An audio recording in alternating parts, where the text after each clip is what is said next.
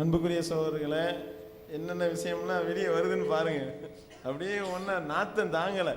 அதாவது பெண்ணின் சாட்சி 4 பொம்பளைங்களை கூட்டிட்டு போய் ஒரு ஆம்பளை நிர்வாணமாக நிப்பாட்டி அவனுடைய அந்த ஐட்டம் எந்திரிக்குதா இல்லையான்னு செக் பண்ண சொல்றீங்களே, கேவலமா இல்லை, அசிங்கமா இல்லை, ஆபாசமா இல்லை என்று கேள்வி கேட்டால் நிர்பந்தம். வேற என்ன செய்வது? உலகத்தில் வேற ஆம்பளே இல்லை, நிர்பந்தம். உங்களுக்கு 4 ஆம்பளையை கூட்டிட்டு போய் செக் பண்ண சொல்ல வேண்டியதானே?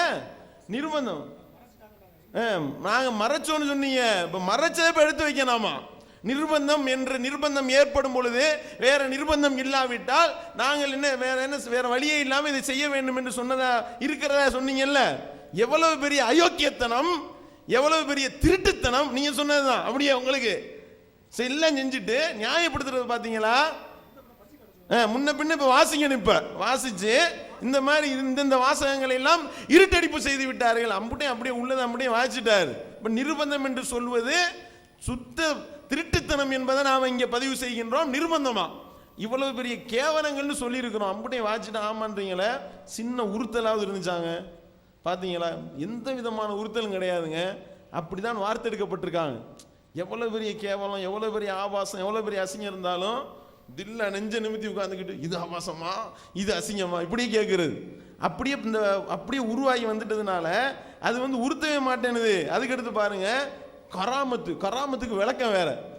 இந்தியாவில் இருந்துகிட்டு ஒருத்தன் அமெரிக்காவில் உள்ள பொம்பளையோட கூட வாய்ப்பே கிடையாது. 2 பேரும் கல்யாணம் பண்ணாங்களாம். புள்ள எப்படிப்பா பிறக்கும் அப்படின்னு கேட்டா, உங்கள் நல்லடியவர்களுக்கு அப்படித்தான் பிறக்கும், இதெல்லாம் அந்த கடாமத்தோட நீங்க இழிவுபடுத்துறீங்க அப்படின்றீங்களே. சரி, உங்க வீட்டில் இப்படி இப்போ கல்யாணம் பண்ணிட்டு நீங்க போயிட்டீங்க, மலேசியா பக்கம் போயிட்டீங்க, இந்த மாதிரி ஒருத்தர் போயிட்டாரு. 4 வருஷம் கழிச்சு புள்ள பிறக்கிறாங்க. உங்களுடைய வீட்டில் ஒரு பெண் புள்ள பிறக்கிறான், பெத்தெடுக்கிறா. இப்ப என்ன சட்டம் சொல்லுவீங்க? விபச்சாரம் சொன்னா இவர் நல்லடியார் இல்லாம போயிரும்ல. எவன்லாம் பத்தினியா இருக்கானோ, எவன் முன்னாட்டிலாம் பத்தினியா இருக்காளோ அவளுக்கு மட்டும் தாண்டா இது கரெக்ட். அதுதான் அர்த்தமா? ஃபத்வா கொடுங்க, அப்படி ஃபத்வா கொடுங்க. என்ன எப்படிப்பட்ட ஒரு உயர்ந்த ஒரு மார்க்கத்தில் உட்கார்ந்துக்கிட்டு எப்படிப்பட்ட ஒரு கேவலத்தை நீங்கள் வெளிப்படுத்துகின்றீர்கள்.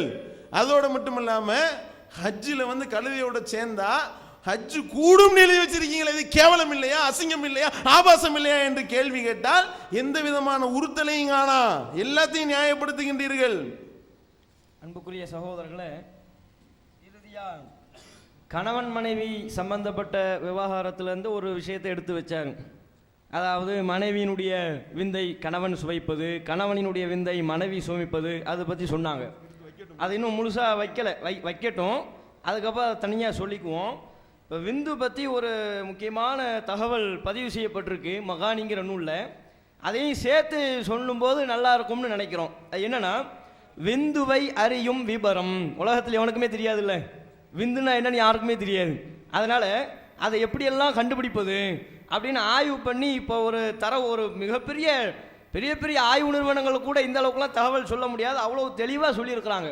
ப்ரீகேஜிக்கெலாம் விளங்குற அளவுக்கு தான் சொல்லியிருக்கிறாங்க. எப்படி சொல்கிறாங்க? விந்துதான் என்று அறிவதற்குரிய வழிகள் என்னவென்றால், அது வெளிப்படுவதால் இன்பம் அடைவது கொண்டும், வெளிப்படும் போது இன்பம் வருதா, அப்போ விந்து முதல் வழி. 2வது, அல்லது அது குதித்து விழுவது கொண்டும், குதித்து வருமா, எத்தனை கிலோமீட்டர் ஸ்பீடில் வருது அதெல்லாம் அதை சொல்ல விட்டுட்டாங்க. மற்றபடி அது குதித்து வருது, அதில் சந்தேகமே இல்லை. அது குதித்து விழுவது கொண்டும் விந்துங்கிறத அறிந்து கொள்ள முடியும். 3வது, அல்லது அது ஈரமாக இருக்கும்போது, எப்போ விந்து ஈரமாக இருக்கும்போது குழைத்த மாவின் வாடை, குழைச்ச மாவு, இந்த இட்லி தோசைக்கெல்லாம் குழைச்ச மாவு குழைக்கிறாங்கல்ல, அந்த குழைத்த மாவின் வாடை, அல்லது பாலையின் வாடை, பாலை பேரித்தம்பாளையா, பாலையினுடைய வாடையை கொண்டும் அறிந்து கொள்ள முடியும். குழைச்ச மாவுனுடைய வாடை வருமா ஈரமாக இருக்கும்போது, அல்லது பாலையினுடைய வாடை வருமா, அப்போ கண்டுபிடிச்சிக்கணும். குழப்பம் அடைய வேண்டிய அவசியம் இல்லை, பதட்டப்பட வேண்டிய அவசியம் இல்லை, பயப்பட வேண்டிய அவசியம் இல்லை. ஆஹா, வேறு ஒன்றும் புதுசாக வரல, நமக்கு விந்து தான் வந்திருக்குது, கண்டுபிடிச்சிக்கலாம். அடுத்து ரொம்ப முக்கியமான கண்டுபிடிப்பு, அது காய்ந்திருக்கும் போது. இப்போ முன்னால் சொன்னதெல்லாம் ஈரமாக இருக்கும்போது கண்டுபிடிக்கிற வழிமுறை. காஞ்சிருச்சுன்னா என்ன செய்யறது? போலீஸில் போய் கம்ப்ளைண்ட் பண்ணிலாம் கண்டுபிடிக்க முடியாது. அதனால் அவங்களே அந்த வேலையும் நமக்கு தரலை. அவங்களே ஆய்வு பண்ணி தகவல் சொல்கிறாங்க. அது காய்ந்திருக்கும் போது முட்டையினுடைய வெள்ளைக்கருவின் வாடையை கொண்டு அறியப்படும். முட்டை அதில் வெள்ளைக்கரு மஞ்சக்கரு எல்லாத்தையும் தனித்தனியாக அக்குவர அணிவராக பிரிக்கிறாங்க. பிரித்து முட்டையினுடைய வெள்ளைக்கருக்கு என்ன வாடை இருக்குதோ அந்த வாடையை கொண்டு அறியப்படும்.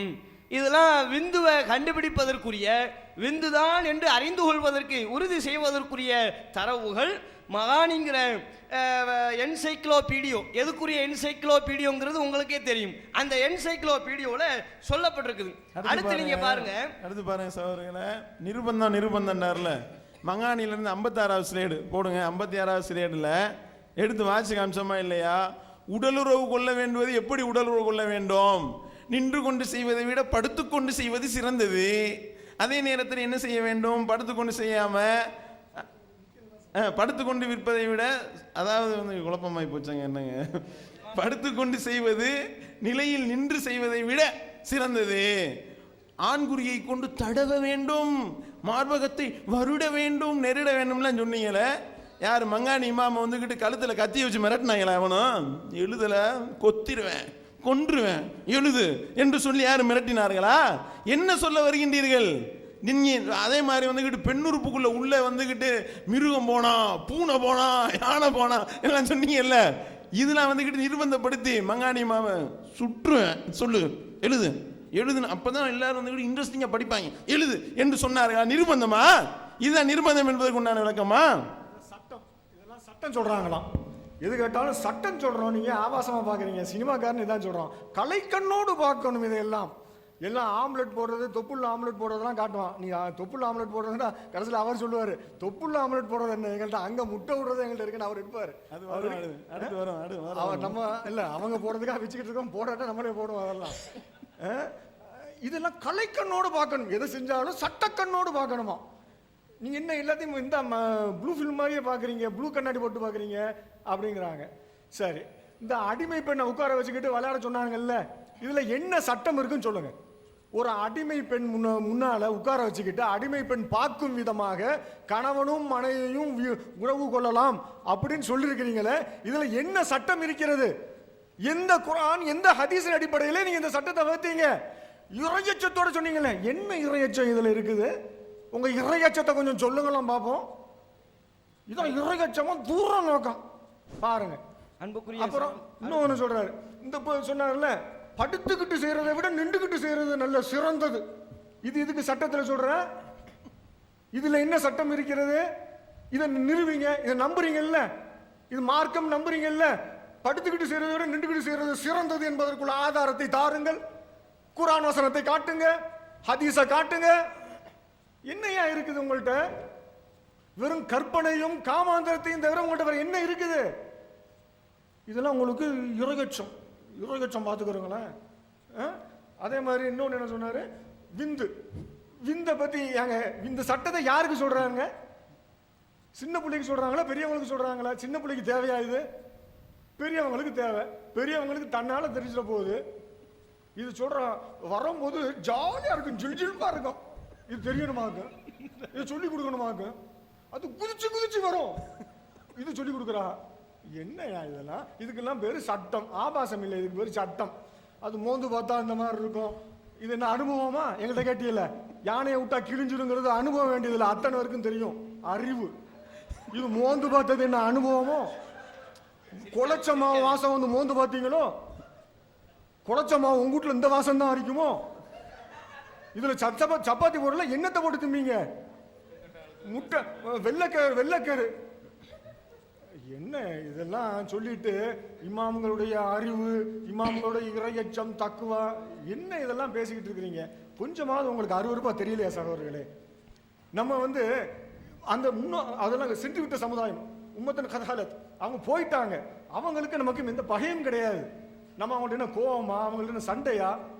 இதை மார்க்கம்ங்கிற பேர்ல சொல்றீங்களே, இது இன்னும் இது ஒரு மார்க்கமா? இது அல்லாஹ் ரசூலும் எவ்வளவு அற்புதமா சட்டங்களை விளக்கி இருக்கிறாங்க, இதை வந்து இப்படி சொல்லிக்கிட்டு இருக்கிறீங்களே.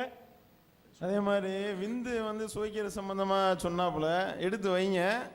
அது சம்பந்தமா இந்த என்சைக்ளோபீடியாவில் என்ன மாதிரியான அற்புதமான சட்டங்கள், சப்புறது சூப்புறது அதெல்லாம் வருது. அது வர்றதுனால எடுத்து வைங்க. இந்த பெண் உறுப்புக்குள்ள பல மிருகங்கள் போகுது, அந்த புலி போனா என்ன, சிங்கம் போனா என்ன, பல மிருகங்கள் போகுதுலாம் சொன்னாங்க.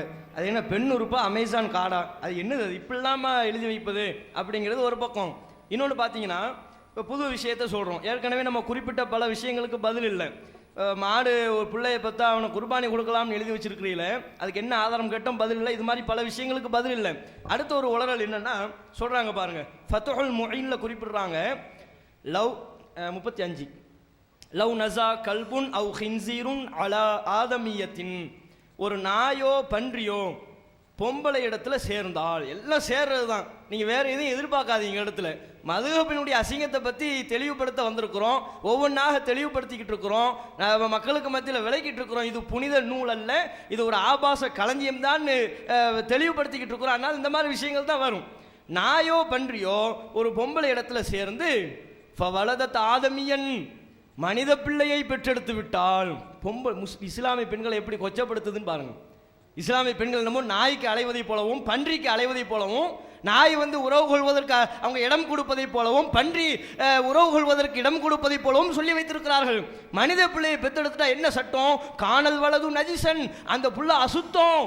ஓ மாதாளிக்க அசுத்தம் தான் இருந்தாலும் கல்லஃபும்பி சலாத்தி வகைரிஹா, அந்த புள்ள தொழுகணும், நோன்பு வைக்கணும், இஸ்லாத்தின் இன்ன பிற சட்டத்திட்டங்களை செய்யணும், இப்படி சட்டம் எழுதி வைத்திருக்கிறார்கள். அதே போல இன்னும் குறிப்பிடுறாங்க தொடர்ல, அன்னஹு தஜூசி இமாமத்துஹு, அந்த அதே மாதிரி அந்த பன்றியும் பெண்ணும் சேர்ந்து அல்லது நாயும் பெண்ணும் சேர்ந்து பிறந்த அந்த மனித பன்றி இமாமத்து செய்வதற்கு கூட அனுமதி இருக்கு. அவன் இமாமத்து பண்ணானா இதுல ஆதத்தை அலைஹி, அந்த தொழுகையை திருப்பி தொழ வேண்டிய அவசியம் இல்லை. துஹூலுல் மஸ்ஜித ஹைசுல்லா ருத்தூபத்தை, அவன் பள்ளிவாசலுக்குள்ளே வருவதற்கு கூட அனுமதி இருக்கு. மனுஷனுக்கு பிறந்திருந்தால், மனித பொம்பளைக்கு பிறந்திருந்தாலும் சேர்ந்தது எது? நாய். சேர்ந்தது பன்றி. அப்போ பன்றியினுடைய பிள்ளையாக அல்லது நாயின் பிள்ளையாக இருக்கும்போது அது அசுத்தமாச்சே? இல்லை இல்லை, அசுத்தம்லாம் இல்லை.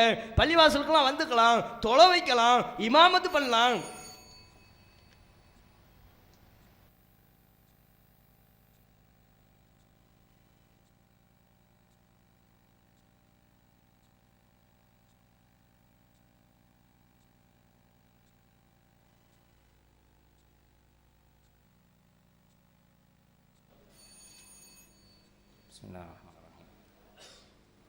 அது மகானி என்கிற நூலில் விந்துவை கண்டறியக்கூடிய முறை என்ன அப்படின்னு சொல்லி பதிவு செஞ்சுருக்கிறாங்களாம். அது பெரிய ஆபாசம்னு பதிவு செய்கிறாங்க. முதல்ல மார்க்க சட்டத்தினுடைய அடிப்படை தெரியணும். ஒரு மனிதனுக்கு ஒது செய்கிறது எப்போ கடமை, குளிக்கிறது எப்போ கடமை, 2 விஷயம் இருக்குது. ஒரு மனிதனுக்கு மதி என்று ஒன்று இருக்கிறது, மணி என்று ஒன்று இருக்கிறது, பவுல் என்று ஒன்று இருக்கிறது. பவுல் என்று சொன்னால் சிறுநீர், மணி என்று பவுல் சிறுநீர் ஏற்பட்டால் குளிப்பு கடமையாகாது, ஒது முறியும். இது சட்டம், இஸ்லாமிய சட்டம். மணின்னு ஒன்று இருக்குது, மணினா விந்து, இது வெளிப்பட்டால் என்ன சட்டம்? குளிப்பு கடமை அப்படின்னு இருக்கிறது. மதி என்று ஒன்று இருக்கிறது. மதி என்றால் என்ன, வதி என்றால் என்ன, நிறைய விஷயம் இருக்குது. மதி என்று சொன்னால் ஆசையில் இருக்கும்போது மனைவியோடு பேசி கொண்டிருக்கின்ற பொழுது வெளிப்படக்கூடிய ஒரு வகையான நீர் அப்படின்னு சொல்லி பதிவு செய்யப்படுகிறது. அதே சமயத்தில் வதி என்று சொன்னால் ஒரு பாரமான ஒரு பொருளை சுமக்கின்ற பொழுதோ அல்லது சிறுநீர் கழித்த பிறகு வெளியேறக்கூடிய ஒரு வெள்ளை நீர் என்று பதிவு செய்யப்படுகிறது. மணி என்று சொன்னால் உறவு கொள்கிற பொழுது அல்லது அந்த மாதிரி சிந்தனை இருக்கும்போது வரக்கூடிய ஒரு வகையான நீர் என்று சொல்லப்படுகிறது. ஒவ்வொன்றுக்கும் அடையாளம் இருக்குது. அந்த அடையாளத்தை வச்சு தான் நம்ம சட்டத்தை முடிவு செய்ய முடியும். அந்த சட்டம் என்ன, குளிப்பு கடமையா இல்லையா? இப்போ குதித்து வருதல் என்பது விந்துவினுடைய ஒரு அடையாளம். இது இதை வைத்து விந்துவை ஒருவர் முடிவு செய்து கொள்ளலாம். இது நம்மளா சொல்றதா? நம்மளா சொல்றதும் அல்ல. மார்க்க சட்டம் என்பது குரானை வைத்தும் நடப்பை வைத்தும் பல விஷயங்களை வச்சு தான் ஒரு சட்டத்தை நம்ம என்ன செய்ய முடியும், எடுத்து சொல்ல முடியும். இதுல அல்லாஹ் சுப்ஹானஹு தஆலா குரான்ல மணியை பற்றி சொல்கிற பொழுது மிம்மாஇன் தாஃபிகின் என்று சொல்கிறான். குலிக மிம்மாஇன் தாஃபிகின், குதித்து வெளியேறக்கூடிய நீரிலிருந்து மனிதன் படைக்கப்பட்டான் அப்படின்ட்டு. அப்போ குதித்து வெளியேறக்கூடிய நீர் என்று வருகிற பொழுது விந்து என்று சொன்னால், மணி என்று சொன்னால் அது குதித்து வெளியேற வேண்டும். உங்களுக்கு குதிக்குதான் என்னன்னு தெரியல, ஆனால் சட்டம் என்ன, குதிச்சு வெளியேறணும். வெளியேறினா அது அடையாளம், இது முக்கிய அடையாளம் குரான் சொல்கிறது. அப்போ குரான் சொல்லக்கூடிய அடையாளத்தை சொல்லணுமா இல்லையா? அதே போல குலிகமி மாயின் தாஃபி, இது மணி. வேற என்னென்ன அடையாளம் இருக்குது? ஒரு ஆள் அந்த அடையாளத்தை என்ன செய்யல, கண்டறியலைங்கும் போது வேற என்னென்ன அடையாளங்கள் இருக்குது? தூங்கிட்டு இருந்தா உணர முடியல, அல்லது ரொம்ப ஆழமா தூங்கிட்டாரு, ஆடையில இருக்குது, எப்படி கண்டுபிடிக்கிறது? ஏன்னா அது தெரிஞ்சாதானே குளிப்பு கடமை. குளிப்பு கடமை, அது குளிப்பு கடமை இருக்கிற நிலையில குளிக்காம ஒரு ஆளு போய் சும்மா கழுவிட்டு போய் தொழுக கூடுமா கூடாதா? தொழுக பிரச்சனை இல்லை. அப்ப அந்த மாதிரி கட்டங்கள்ல அதுக்கு அடையாளம் சொல்லித்தானே ஆகணும். முட்டையினுடைய வாடை, அதே போல அந்த மாவினுடைய வாடைன்னாங்க. இப்போ நீங்க என்ன வாடைன்னு சொல்ல வரீங்க? முட்டையினுடைய வாடை, மாவினுடைய வாடைன்னு சொல்றாங்களா இல்லையா? இது மணிக்கு விந்துக்கு சொல்லப்பட்ட அடையாளம். இது உலகமே ஏற்றுக்கொண்ட, யாரும் மறுக்க முடியாத அடையாளம். இந்த அடையாளம் இருந்தால்தான் அது மணி என்று முடிவு செய்ய வேண்டும். இந்த அடையாளம் இல்லையா, அப்ப மணி என்று விந்து என்று முடிவு செய்யாதீங்க. குளிப்பு கடமை என்பது வராது என்று சொல்லப்பட்டிருக்கிறது. இங்க என்ன விஷயம் சொல்றீங்க? குதித்து வருமாம் அப்படின்னு கிண்டல் பண்றீங்களே. நீங்க கிண்டல் பண்ணது மதுஹபு கிதாபையா அல்லது குரானையா? நீங்க எதங்க கிண்டல் பண்றீங்க? அப்ப மதுஹபை அவமானப்படுத்த வேண்டும், அசிங்கப்படுத்த வேண்டும், ஆபாசப்படுத்த வேண்டும், இமாம்களை மட்டப்படுத்த வேண்டும் என்பது மட்டுமே உங்களுக்கு போதிக்கப்பட்டிருக்கு. அந்த முறையில் நீங்க உருவாக்கப்பட்டு வந்திருக்கீங்க. அப்படி உருவாக்கப்பட்டு வந்த காரணத்தினால குர்ஆனுடைய வசனத்தையும் கூட நீங்க கிண்டல் பொருளாக, கேலி பொருளாக நீங்க மட்டப்படுத்துறீங்க. ஏன்னா நபி அவர்களையே முஷ்ரிக்காக சித்தரித்தவர்கள், நபிமார்களை காபிராக சித்தரித்தவர்கள், பெருமானார் ஸல்லல்லாஹு அலைஹி வஸல்லம் அவர்களை ஒரு அந்நிய பெண்ணுடைய மடியில் இருப்பதாக சித்தரித்தவர்கள், மார்பில் படுத்ததாக, மடியில் படுத்ததாக, சாய்ந்ததாக சித்தரித்தவர்கள் இங்க என்ன சொல்லுவீங்க? குர்ஆன் சட்டங்க அது. மணியை, விந்துவை எப்படி கண்டறிய வேண்டும்? மதீன என்ன பல பேருக்கு தெரியுமா? இப்ப சொல்லவே பல பேருக்கு தெரியும். மதீன் ஒன்று இருக்குது. அலி ரலியல்லாஹு அன்ஹு அவர்கள் பெருமானார் ரசூலுல்லாஹி ஸல்லல்லாஹு அலைஹி வஸல்லம் அவர்களிடத்துல சட்டமே கேட்டு இருக்கிறார்கள்.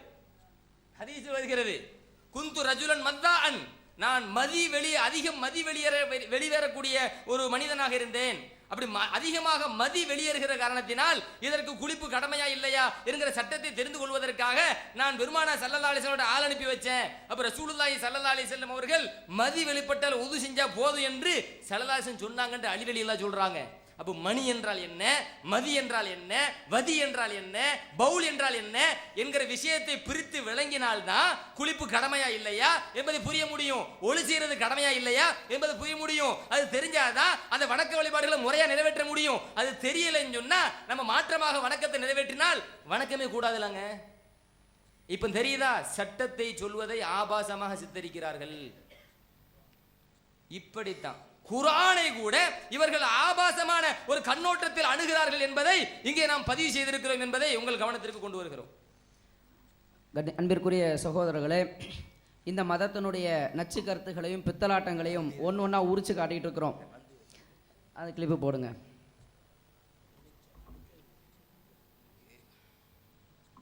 செஞ்சுக்கிட்டு இருந்தாங்க, செய்யலாண்டாங்க. அது எங்க இருக்குது? உதாரணமா இம்ரான் இப்னு ஹுசைன் அவர் ஒரு சஹாபி. அவர் என்ன சொல்றாருன்னு கேட்டா, அல்லாவே பெண்களுக்கு அவர்களுக்குரிய கட்டணத்தை கொடுத்து விட்டு கல்யாணம் பண்ணுங்கன்னு சொல்றான். அதுக்கு மகரை சொல்றான். அவர் அப்படி வழங்குறாரு. அல்லாவே அவர்களுக்குரிய மகரை கொடுத்து விட்டு கல்யாணம் பண்ணுங்கன்னு சொல்றான். நம்ம உரிய காசை கொடுத்து விட்டு பண்றது அல்லாஹ் அனுமதிக்கிறான். இதை ரசூலுல்லாஹ் காலத்தில் நாங்கள் செய்திருந்தோம். அதை யார் தடுக்க இயலும்? ரசூலுல்லாஹ் பிந்தி சொல்றாரு. இது எப்ப சொல்றாருன்னு கேட்டா, தடையெல்லாம் செஞ்ச பிறகு சொல்றாரு. இதை தடுக்க எவன் தடுப்பான்? நாங்க செய்யத்தான் செய்வோம். ரசூலுல்லாஹ் காலத்தில் செஞ்சோம். கைபர் போருக்கு இவர் போகலையோ அல்லது தடுத்தது இவருக்கு தெரியலையோ என்னன்னு வழங்கல. ஆனால் இவர் செய்வேங்கிறார். நான் செய்வேன், எவன் தடுக்கிறதுங்கிறார். அப்ப சஹாபாக்கள் யார் வேணாலும் பின்பற்றலாம்ல? குடுப்பி உங்க பண்ண. அதாவது நிக்காஹுடைய முத்தா நிக்காஹ்னு ஒன்று இருக்குல்ல, அந்த திருமணத்தை பற்றி யாரெல்லாம் ஆதரிச்சாங்கன்னு பேசிட்டு வர்றாரு. அதில் என்ன செய்கிறாங்கன்னா, இம்ரான் இப்னு ஹுசைன் ரலியல்லாஹு அன்ஹு அவங்க மேலே அபாண்ட பழி. அவங்க முத்தாவுனுடைய நிக்காக ஆதரிச்சாங்கன்னு ஒரு ஆதாரம் காட்டுறார். அது ஹஜ்ஜுடைய ஹஜ் தமத்தோ ஹஜ்ஜுன்னு ஒன்று இருக்குது. அதை வருது. அது புகாரியில் ஒரு அறிவிப்பு வருது, முஸ்லீமில் அறிவிப்பு வருது. முத்தாத்துல் ஹஜ்ஜுங்கிறது முஸ்லீம் அறிவிப்பில் தெளிவாக வருது, முத்தாத்துல் ஹஜ்ஜுன்னு. இதில் விஷயம் என்னன்னு கேட்டால், இப்படி பழி போடுற ஒழுங்காக ஹதீஸை படிக்காமல் இப்படி சொல்லிடுறது. இதில் இன்னொரு செய்தி என்னென்னு கேட்டால், இம்ரான் இப்னு ஹுசைன் ரலியல்லாஹு அன்ஹு அவங்க ஒரு வசனத்தை இப்படி வளைச்சிட்டாங்களாம். மஹரை பற்றி எல்லாம் சொல்கிறான், அவர் இப்படி வழங்கிட்டாரு. வசனமே அந்த இடத்துல இல்லை. பெரிய கொடுமை என்ன தெரியுமா? வசனமே அந்த ஹதீஸ்ல இல்லைங்க. இப்படி ஒரு ஆயத்தை இல்லை. இம்ரான் இப்னு ஹுசைன் ரலியல்லாஹு அன்ஹு அவர்கள் விபச்சாரத்திற்கு ஆதரவு கொடுத்தார்கள் என்பதை சித்தரித்து சஹாபாக்கள் பற்றி உண்டான ஒரு கண்ணியத்தை கெடுக்கிறதுக்காக வேண்டி ஒரு வசனத்தையே பொய்யாக இணைச்சி சேர்த்து அதுல இவர் பதில் வேற கொடுக்கிற ரத்து. அந்த வசனம் மஹர் சொல்லுது, இவர் இப்படி விளங்கிறாருன்னு சொல்லி வசனமே இல்லாததை இணைச்சு சஹாபாக்கள் விபச்சாரத்தை தூண்டினார்கள் என்பதை போன்ற கருத்தை மக்களுக்கு மத்தியில் விதைக்கிறீர்களே, இது நச்சு கருத்து இல்லையா? இது ஆபாசமா சித்தரிக்கிறது இல்லையா? இப்னு அப்பாஸ் ரலியல்லாஹு அன்ஹு அவர்களுடைய விஷயத்துல தாராளமா பண்ணிக்க, இஷ்டம் பண்ணிக்கங்கிற மாதிரி தாராளமாக அனுமதி கொடுத்தார்கள் என்று எடுத்து போட்டவன் அப்படி ஹதீஸ்ல இருக்கிறதா? நிர்பந்தமான நிலை, பெண்கள் குறைவாக இருக்கிற சூழ்நிலைன்னு சொல்லிட்டு எடுத்து அந்த ஹதீஸ்ல சொல்லப்பட்டிருக்க, அதுக்குரிய காரணமாக அந்த ஹதீஸ்ல பதிவு செய்யப்பட்டிருக்க. இதையெல்லாம் இருட்டடிப்பு பண்ணி மறைச்சு தாராளமா பண்ணிக்கன்னு ஒரு சஹாபியினுடைய விஷயத்துல ஒரு விபச்சாரத்தை ஆதரித்தார்கள் என்ற கருத்துல பேசி வைத்திருக்கிறீர்களே, இதை கேட்கிறவன் இஸ்லாத்துக்குள்ள புதுசா வந்து ஒருத்தன் கேட்டான்னா, இந்த கிளிப்புகளை கேட்டான்னா அவன் சஹாபாக்களை கண்ணியமா யோசிப்பானா? இல்ல விபச்சாரத்துக்கு ஆதரவு கொடுத்தாங்கிறீங்களே, ஒரு வசனத்தை இல்லாம ஏனச்சு போட்டு சஹாபாக்க மேல அபாண்டங்களை சொல்லியிருக்கீங்களே, அதுல வேற இந்த ஆளு தான் இல்லைன்னு சொன்னாரு. அதான் இப்னு அப்பாஸ் ரலியல்லாஹு சொல்றாரு, இந்த ஆளு தான் இல்லைன்ட்டு வெறும் ஃபத்வா கொடுத்துட்டாருங்கிறாங்களே. இப்னு அப்பாஸ் ரலியல்லாஹு அன்ஹு அவர்கள் அப்படி ஃபத்வா கொடுத்தது எங்க நீங்க எடுத்து காட்டணும். அந்த மாதிரி இல்லைன்னு மறுத்துவிட்டு வந்தவருக்கு நீ இல்லை அப்புறம் இருக்கு அப்படின்னு ஃபத்வா கொடுத்ததாகவும் தாராளமாக பண்ணிக்க, இஷ்டத்துக்கு பண்ணிக்க, எவன் வேணா இந்த பொண்ணோட சுத்திக்க, குறிப்பிட்ட காலத்துக்கு முத்தா திருமணம் செஞ்சுக்கங்கிற மாதிரி இப்னு அப்பாஸ் ரலியல்லாஹு அன்ஹு அவர்களை காம கொடூராக சித்தரிச்சு காட்டுறீங்களே, இது எவ்வளவு பெரிய பாரதூரமான விஷயம். இதை அனுமதிச்சு வச்சிருக்கீங்களே, இதை உங்களுடைய இணையதளத்தில் ஏற்றி வச்சிருக்கீங்களே, பதில சொல்லணும். இந்த பில்லி சுனியம் நான் ஒரு விஷயத்தை கேட்டேன். பெருமானார் ஸல்லல்லாஹு அலைஹி வஸல்லம் அவர்களை முஷ்ரிக்குன்னு சொன்னா கோபம் வராது, நபிமார்களை முஷ்ரிக்குன்னு சொன்னா இவங்களுக்கு கோபம் வராது, சஹாபாக்களை காபிர்கள் சொன்னா கோபம் வராது, 13 ஆண்டு காலமா சஹாபாக்கள் ஷிர்க்ல இருந்தாங்கன்னு சொன்னாலும் இவங்களுக்கு கோபம் வராது.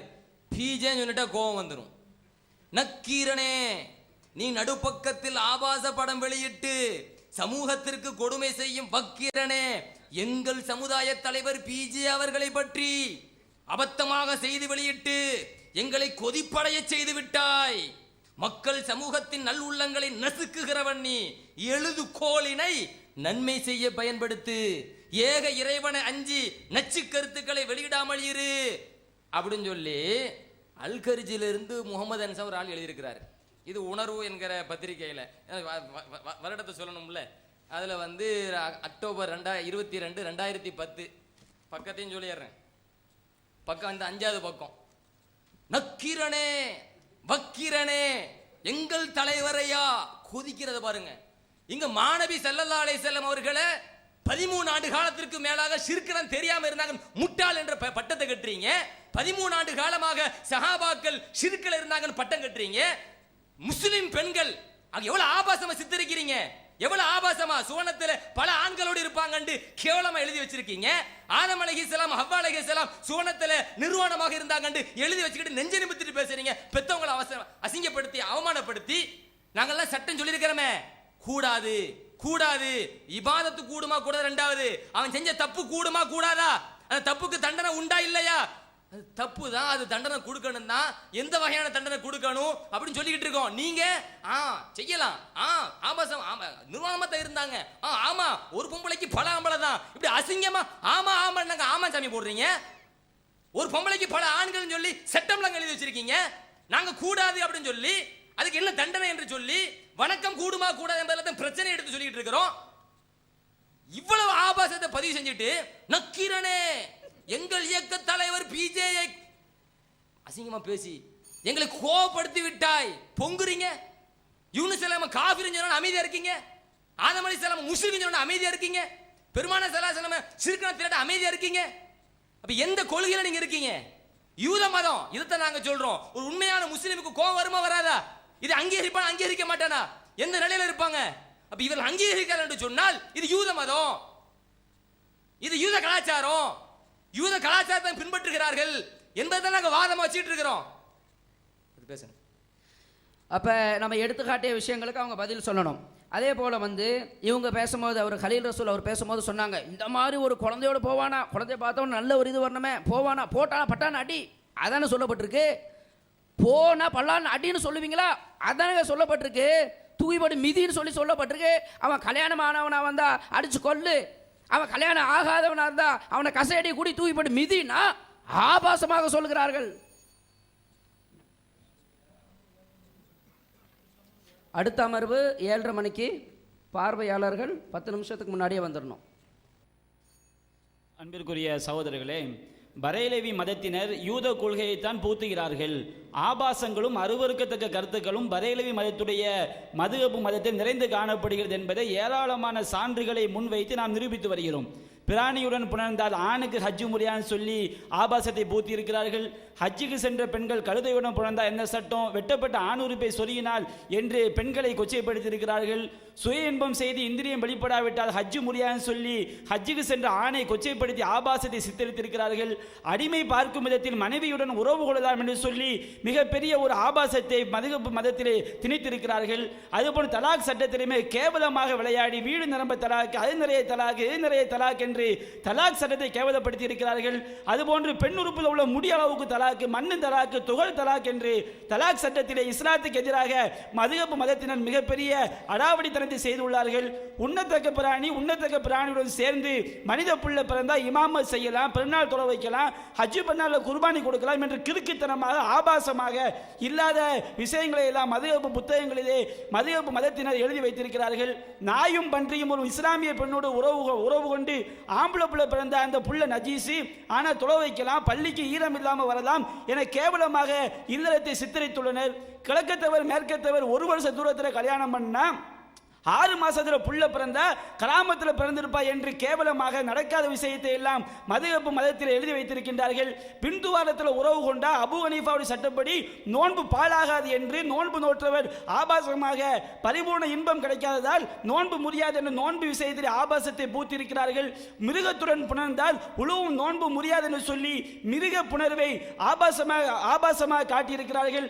அதுபோன்று புதன்கிழமை 40 முட்டை போட்டால் ஒவ்வொரு வாரமும் புதன்கிழமை 40 வாரம் முட்டை போட்டால் ஆலிமாகலாம் என்று சொல்லி கிறுக்குத்தனமான சட்டத்தை எழுதி வைத்திருக்கிறார்கள். கணவன் மனைவி தாம்பத்திய பிரச்சனையில் 4 பெண்கள் போய் ஆணுடைய உறுப்பையும் பெண்ணுடைய உறுப்பையும் பார்த்து சாட்சி சொல்லலாம் என்று சொல்லி மகானி என்ற புத்தகத்திலே ஆபாசமாக சித்தரித்து மதுஹப் மதத்தினர் யூத சிந்தனையை பூத்திருக்கின்றார்கள். பெண்ணுறுப்புக்குள் மீன் பறவை நுழைந்தால் குளிப்பு கடமையா இல்லையான்னு சொல்லி ஆபாசமாக சிந்தனையை செலுத்தியிருக்கிறார்கள். அதே மாதிரி உடலுறவு கொள்ளும் போது முளைக்காம்பை பிசைதல், ஆண்குறியால் தடவுதல் என்று ஆபாசமாக கேவலமாக யூத சிந்தனையோடு மதுஹப் புத்தகங்களிலே வர்ணித்துள்ளார்கள். 1 வயது குழந்தையோடு ஒரு ஆண் புணர்ந்தால் 1 வயது சிறுவனோடு பெண் புணர்ந்தால் என்று கேவலமான ஆபாச சிந்தனைகளை மதுஹப் மதத்தினர் தங்களுடைய புத்தகங்களிலே இட்டு கட்டியுள்ளார்கள். பெண்ணுக்கு பெண் கட்டியணைத்தால், மானைக்கடான முத்தம் கொடுத்தால், இறந்த பெண்ணோடு உறவு கொண்டால், சிறுமியோடு உறவு கொண்டால், இந்திரியம் வெளிப்படாவிட்டால் நோன்பு முடியாது என்றெல்லாம் ஆபாசமான சட்டங்களை எழுதி வைத்து இன்னும் பல ஆபாசங்களை எல்லாம் மதுஹப் மதத்திலே யூத சிந்தனையோடு பதிவு செய்திருக்கிறார் என்பதை இங்கே மிக தெளிவாக நாங்கள் பதிவு வைத்திருக்கிறோம். அது மட்டுமல்ல, இன்னும் ஏராளமான இந்த மதுஹப் மதம், யூத மதம், இதற்கும் இஸ்லாத்துக்கும் எந்த சம்பந்தமும் கிடையாது. இது நபிகள் நாயகம் காட்டிய பரிசுத்த இஸ்லாத்திற்கு எதிரானது என்பதற்கு ஏராளமான விஷயங்கள் நாங்கள் எடுத்து வைக்கவிருக்கிறோம். போற போக்கில் சில கிளிப்புகளை போடுறாங்க. எப்படி பிஜே அப்படி பேசினாரு, பிஜே இப்படி பேசினாரு அப்படின்னு போடுறாங்க. பிஜே பல்லாண்டுகளாக பேசிக் கொண்டிருக்கிறார். ஒரு விஷயத்தை பேசும்போது பல மணி நேரங்கள் தெளிவுபடுத்த வேண்டிய விஷயங்கள் எல்லாம் இருக்கிறது. பல மணி நேரங்கள் நாங்கள் தெளிவுபடுத்தி பேசி இருக்கின்றோம். அது போன்ற விஷயங்களை ஒரு கிளிப்பை போட்டு அரை கிளிப்பை போட்டு அப்படி பேசிருக்க எப்படி பேசியிருக்கிறாங்க. இதற்கெல்லாம் நாங்கள் பதில் சொல்லுவோம். அதை விட பெரிய மதுஹப் மதம் எந்த அளவிற்கு இஸ்லாத்துக்கு அப்பாற்பட்ட மதம், அது இஸ்லாமே கிடையாது என்று நிரூபிக்க வேண்டிய அவசியம் இருக்குது. ஒரு வாதத்துக்கு நாங்கள் தெளிவுபடுத்தாவிட்டாலும் எங்கள் மக்களுக்கு நல்ல தெரியும். எங்கள் ஜமாத்துடைய உரைகளை கேட்கக்கூடியவர்களுக்கு நாங்கள் என்ன சொன்னோம் என்று தெளிவாக தெரியும். நாங்கள் வைக்கக்கூடிய வாதங்களுக்கு பதில் சொல்ல முடியாமல் நபிகள் நாயகம் இணை வைத்து விட்டார்கள் என்று சொன்னதாகவும், நபிமார்களை காஃபிராக்கியதாகவும் மீண்டும் மீண்டும் எங்கள் மீது இட்டுக்கட்டிக் கொண்டிருக்கிறார்கள் பரேலவி மதத்தினர். நாங்கள் நபிமார்களை உயிரை விட நேசிக்கக்கூடியவர்கள், சகாபாக்களை நாங்கள் மதிப்போம் என்பதை நாங்கள் பின்னால் தெளிவுபடுத்துவோம். நீங்க எங்கேயுமே உங்களுக்கு பதில் சொல்ல வழி இல்லாமல் எவ்வளவுதான் இட்டு கட்டினாலும் நாங்கள் எந்த அளவிற்கு நபிமார்களை மதிப்பவர்கள், நபியை உயிரை விட நேசிப்பவர்கள் என்று எங்கள் மக்கள் நன்றாக தெரியும். பிஜே அவர்கள் 5000 மணி நேரம் பேசிய அந்த பதிவுகள் ஆன்லைன் பேஜில் போட்டு வச்சிருக்கிறாங்க. அதுல 1 நிமிஷ கிளிப்பு 1/2 நிமிஷ கிளிப்பை போட்டுவிட்டு அப்படி பேசாரு இப்படி பேசாருங்கிறாங்க. அதுல என்ன இருக்கு என்பதற்கு நாங்கள் பதில் சொல்வதோடு ஒரு வாதத்திற்கு பதில் சொல்லாம போனாலுமே மக்களுக்கு எல்லாம் தெரிந்த விஷயங்கள் தான் அவை. அடுத்து பார்க்கிறோம், ஆதம் அலைஹிஸ்ஸலாம் அவங்க ஹவ்வா அலைஹிஸ்ஸலாம் சம்பந்தமா ஒரு விஷயம் சொன்னோம். ஷைத்தான் செய்தான் ஃபயன்ஸியு அன்ஹுமா லிபாஸஹுமா, ஆதம் அலைஹிஸ்ஸலாம் அவர்களை விட்டும் ஹவ்வா அலைஹிஸ்ஸலாம் அவர்களை விட்டும் ஆடையை கலட்டினான் அப்படின்னு வருது. இது நாம சொன்ன இறையச்சம் என்ற ஆடையைத்தான் ஷைத்தான் கலட்டினான்னு சொன்னோம். உடனே என்ன பதிலு? யுரியகுமா மின் சவ்வாத்தியுமா, அவங்களுடைய மறைவிடங்களை அவங்களுக்கு காட்டுறதுக்காண்டி ஆடையை கலத்தினான். நான் கேட்கிறேன், கொஞ்சம் லேசா சிந்திச்சா போதுங்க. ஒருவனுடைய மறைவிடத்தை அவன் தெரிவதற்கு ஆடையை கலட்டினான்னு தெரியுமா? ஒருவனுடைய மறைவிடத்தை அவன் தெரிவதற்கு ஆடையை கழட்டணுமா? இல்லைன்னு தெரியுது. ஆதம் அலைஹிஸ்ஸலாம் ஹவ்வா அலைஹிஸ்ஸலாம் அவர்களுக்கு அவங்க ஆடையை கலத்தி தான் ஆதம் தன்னுடைய மறைவிடத்தை பற்றி அறிய வேண்டுமா? அப்ப அங்க இறையச்சம் என்ற அர்த்தம் தான் கரெக்ட்.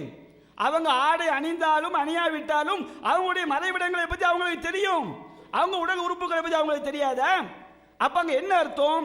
ஃபயன்ஸியு அன்ஹுமா லிபாஸஹுமா லியுரியஹுமா சவ்வாத்தியுமா, அவர்களுடைய வெட்கத்தலங்களை பற்றி அறிய செய்வதற்காக, இந்த மாதிரி ஒரு பாலுணர்வு உறுப்பு இருக்குன்னு சொல்லி அவங்க தெரிவதற்காக இறையச்சம் என்ற ஆடையை கழட்டினான் என்பதுதான் அந்த வசனத்துடைய சரியான பொருள் என்பது இதன் மூலம் இங்கே நிரூபிக்கப்படுகிறது. அடுத்து பார்த்தீங்கன்னா சகோதரர்களே, அதாவது வந்து எப்படிப்பட்ட பொய்யையும் நாங்கள் சொல்லுவோம், என்கிட்ட கேள்வி கேட்கக்கூடாது. எப்படிப்பட்ட இருட்டடிப்பு வேணையும் நாங்கள் செய்வோம், ஆனால் நீங்கள் கேட்டுட்டு போயிடணும். இதுதான் இவங்களுடைய நடிப்பு. எப்படி சொன்னமா இல்லையா? ஒரு பொம்பளை ஆம்பளையை நிப்பாட்டி 4 பொம்பளையை கொண்டு வந்து அவன் ஜாமா கிளம்புதா இல்லையான்னு டெஸ்ட் பண்ணுன்னு எழுதி வச்சிருக்கீங்களே, கேவலம் இல்லையா? அசிங்கம் இல்லையா? ஆபாசம் இல்லையா என்று கேட்டால், இவ்வளோ உலகம் ஃபுல்லாக பார்த்துக்கிட்டு இருக்கிற ஒரு லைவ் ப்ரோக்ராமில் நம்பிட்டு ரெக்கார்ட் ஆகிட்டு இருக்கு, அப்படி அப்பட்டமாக புழுகுறாருங்க. கொஞ்சமாவது உறுத்தல் இருந்துச்சா? நிர்பந்தம் என்று இருக்கிறதே, எங்க இருக்கு நிர்பந்தம்? வார்த்தை இருக்கின்றதா? நிர்பந்தம் என்று இருக்கின்றதா? எவ்வளவு பெரிய பொய், எவ்வளவு பெரிய புழுகு மூட்டை. அப்ப எந்த மாதிரியான கேவலத்தனங்களையும் நாங்கள் நியாயப்படுத்துவோம் அப்படின்ற அளவுக்கு வந்து விட்டார்கள். அவர்கள் எப்படி பயிற்றுவிக்கப்பட்டிருக்கின்றார் என்பதை பார்த்துக்கிறீங்க. சரி, ஓகே. இந்த 56வது ஸ்லைடை திரும்பி போடுங்க. 1ஆம் நம்பரு 56ல் என்ன இருக்கு? அதாவது வந்து கழுதை போல் நிர்வாணமாக உடல் உறவு கொள்ளக்கூடாது. ஏன்னா பார்த்தா கண்ணு குருடா போயிரும் எழுதி வச்சிருக்காங்க. ஏற்கனவே அதை வாசிச்சோம்ல. 56ல் மேல 56ஆம் பக்கம் 474 பக்கத்தில் மேலாவது வரியில் இருக்கு, தெளிவாகவே வருகின்றது, கழுதை போல் நிர்வாணமாக உடலுறவு கொள்ளக்கூடாதுன்னு. சரி, ஓகே. இப்போ என்ன செய்ய வேண்டும்? மனைவியோடு சேர்றப்ப கூட பார்த்துடக்கூடாதான். நிர்பந்தம்னா இதை சொல்லு, வேற வழி இல்லை, மனைவியோட சேரும்போது பார்த்துக்கலான்னு சொல்லி தொலைக்க வேண்டியதானே.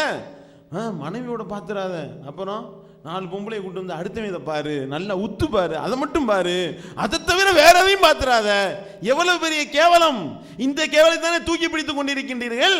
விந்த பத்தி சொன்னோனே வந்துட்டா உடனே, பார்த்தீர்களா, அது நான் தெளிவாக ஹுலிகமிம்பாயின் தாஃபிக் என்று வருகின்றதே, குதித்து வெளிப்படும் நீரில் இருந்து படைக்கப்பட்டான் இருக்கா இல்லையா? குதிச்சு வெளிவரும்னு குர்ஆனை கேள்வி நீரீர்களா அப்படின்னு ரொம்ப ஆக்ரோஷமா கேட்கிறார். சரி, அதுல என்ன அர்த்தத்தில் அல்லாஹ் சொல்லி காட்டுகின்றான் என்பது அந்த இவர்களுக்கு சிந்தித்தார்களா? ஹுலிக மிம்மாயின் தாஃபிக் யஹ்ருஜு மின் பைனி சுல்பி வத்தராயிப், அது எங்கே இருந்து வெளியே வருகின்றது? மனுஷன் நினைச்சுக்கிட்டு இருக்கிறான் அந்த விந்து என்பது அந்த விந்து பையிலிருந்து உடனடியாக நேரடியாக ஆணூர் போலியா வெளியேறு நீ நினைக்கிற, அது கிடையாது. அது முதுகந்தண்டிற்கும் முன்பகுதிக்கும் இடையிலிருந்து வெளியேறுகின்றது. யஹ்ருஜு மின் பைனி சுல்பி வத்தராயிப் என்று அல்லாஹ் மிகப்பெரிய அறிவியல் உண்மையை அதில் பேசுகின்றான். நீங்க எழுதி வச்சிருக்க குப்பைகளுக்கு நீராது ஆக்குறீங்க. ரெண்டு ஒண்ணா? விந்து என்பது வந்துகிட்டு வெள்ளையா இருக்கும், முட்டைக்கரு வாடையில் இருக்கும், அதுக்கெல்லாம் எங்க நம்பர் என்ன? அதுக்கு எங்க குர்ஆன் சொன்ன என்ன? அதுக்கு ஆதாரத்தை காட்ட வேண்டியதுதானே. நாறு முட்டை நாத்தத்தில் நாரும், காஞ்சா இப்படி இருக்கும். விந்துனா என்னன்னு பாடம் நடத்திக்கிட்டு இருக்கிறதுக்கா? அது தேவையா? உங்கள்கிட்ட கேட்டாங்களா? அவனுக்கு மக்களுக்கு தெரியாதா? என்ன பேச்சு பேசி கொண்டிருக்கின்றீர்கள்? அப்ப விந்துக்கு சொல்றதா இருந்தா அப்ப மூத்திரத்துக்கு சொல்லுங்க, மதிக்கு சொல்லுங்க, வதிக்கு சொல்லுங்க. மதி என்ன கலர்ல இருக்கு, மூத்திரம் என்ன கலர்ல இருக்கு, மோந்து பார்த்தா எப்படி நாரும், அது என்ன கலர்ல டேஸ்ட் பண்ணி பார்த்தா உப்பு கக்கிமா உப்பு கக்காதா எழுதுவீர்களா? கேவலமா இல்லை? இதெல்லாம் விளக்கு உட்கார்ந்துக்கிட்டு விளக்குறீங்களே. சரி, இவ்வளவு வாசிச்சோமே, இவ்வளவு கேவலங்களை சொன்னோமே, 40 வாரம் தொடர்ச்சியா மொட்டை போட்ட ஆலிம் ஆயிரலாம்னு போட்டிருக்கீங்களே, இதுக்கெல்லாம் திருமறை குர்ஆனுடைய ஆதாரத்தை காட்டினீர்களா? அல்லாஹ்வுடைய தூதருடைய வழிமுறையில் இருந்த ஆதாரத்தை காட்டினீர்களா? இப்படி 4 பொம்பளையை கூட்டிட்டு போய் ஒரு ஆம்பளையை நிர்வாணமா நிப்பாட்டி அவனுடைய சாமான மட்டும் உற்று நோக்கு என்று சொன்னதற்கு அல்லாஹ்வுடைய வேதத்தில் இருந்த ஆதாரத்தை காட்டினீர்களா? அல்லாஹ்வுடைய தூதருடைய வழிமுறையில் இருந்த ஆதாரத்தை காட்டினீர்களா? கேவலமா இல்ல? வெளியே என்னென்னலாம் பேசுறீங்க? மதுகம் என்பது அப்படியே சாறு புழிஞ்சு அதுல இருந்து எடுத்து நபி வழியிலிருந்து சொல்கின்றோம் என்று நீங்கள் பில்டப் கொடுத்தீர்களா இல்லையா? எல்லாத்துக்கும் ஆதாரத்தை காட்டுங்க. அவங்க வாதமே அதுதானே. மதுஹப்ல சொல்லப்பட்ட சட்டங்கள் எல்லாமே குர்ஆனிலிருந்து பெறப்பட்டது, ஹதீஸுகளிலிருந்து பெறப்பட்டது. இதைத்தான் ஊர் முழுக்க நீங்க பயான்கிற பேர்ல மக்களை ஏமாத்திக்கிட்டு இருக்கிறீங்க. அப்ப இவ்வளவு ஆபாசங்கள் அள்ளி போட்டோமே, இந்த ஆபாசங்கள் எந்த குர்ஆன் வசனத்திலிருந்து பெறப்பட்டது, எந்த நபி மொழியிலிருந்து பெறப்பட்டது? அதை நிரூபிப்பதற்குரிய களம் உங்களுக்கு அமைத்து கொடுத்தும் கூட மக்கள் வெட்கி தலை குனியக்கூடிய அளவுக்கு தானே நீங்க பதில சொல்லிக்கிட்டு இருக்கிறீங்க. பதிலுங்கிற பேர்ல என்ன? ஆமா, அதெல்லாம் இருக்கு. எதுக்கு? தண்டனை உண்டு என்று சொல்லப்பட்டிருக்கிறதா இல்லையா? தண்டனை உண்டு என்று சொல்லப்பட்டிருக்கிறதா இல்லையா? அதே தான் சொல்லிக்கிட்டு இருக்கிறாங்க. என்ன தண்டனை? எவ்வளோ விஷயங்களை நாங்கள் குறிப்பிட்டோம். தன் உறுப்பை தன்னுடைய பின்துவாரத்தில் நுழைத்தா ஏற்றமான கருத்தின் பிரகாரம் தண்டனை இல்லை என்று சொல்லப்பட்டிருக்கிறது. அந்த தண்டனை விபச்சாரத்துக்குரிய தண்டனை தான் இல்லை, அதை விட கடுமையான தண்டனை இருக்குன்னு கர்ஜித்தீங்களே. அதை உங்க மதுஹப் நூலிலிருந்து அந்த தண்டனை என்ன? ஒருத்தன் தன்னுறுப்பை தன்னுடைய பின்துவாரத்தில் நுழைச்சா விபச்சாரத்திற்கு கொடுக்கப்படுகிற தண்டனையை விட கடுமையான தண்டனை வழங்கப்படும் சொன்னீங்களே நாக்குசாமே. அந்த தண்டனை என்னன்னு வாசிச்சு காட்டுங்க. துபூர்ல ஜிமா பண்ண ஒருவன் தன்னுடைய பின்னுறுப்புல ஜிமா உடலுறவு கொள்வானையானால் விந்து இல்லை என்று சொன்னால் அபூ ஹனீஃபாவுடைய கருத்து பிரகாரம் அது ஹஜ்ஜை முறிக்கும், தண்டனையும் கிடையாதுன்னு சொல்லப்பட்டிருக்குது. அவனுக்கு என்ன கடுமையான தண்டனை வழங்கப்படுகிறது? அதை சொல்லுங்க. இன்னும் சொல்ல போனா பல்வேறு விஷயங்கள் அனுமதிக்கிறது. ஹஜ்ஜுக்கு போறியா, பிராணியோடு புணர்ந்தா உனக்கு ஹஜ்ஜு முடியாது. சுய நோன்பு வச்சிருக்கிறியா, ஹஜ்ஜுக்கு போறியா, சுய இன்பம் கொண்டு இந்திரியம் வெளியாக விட்டால் ஹஜ்ஜு முடியாது. இது அவனுடைய வணக்க வழிபாடு நாசமாகிற காரியம் இல்லை. ஹஜ்ஜுக்கு போய்க்க, சுய இன்பம் கொண்டுக்க, இந்திரியம் வெளியாகட்டி உனக்கு ஹஜ்ஜே முடியாது. அதே போல பிராணியோடு நல்ல புணர்ந்துக்க, அதன் மூலம் இன்பம் அனுபவித்துக்கொள், ஹஜ்ஜெல்லாம் முடியாது. வணக்க வழிபாடு.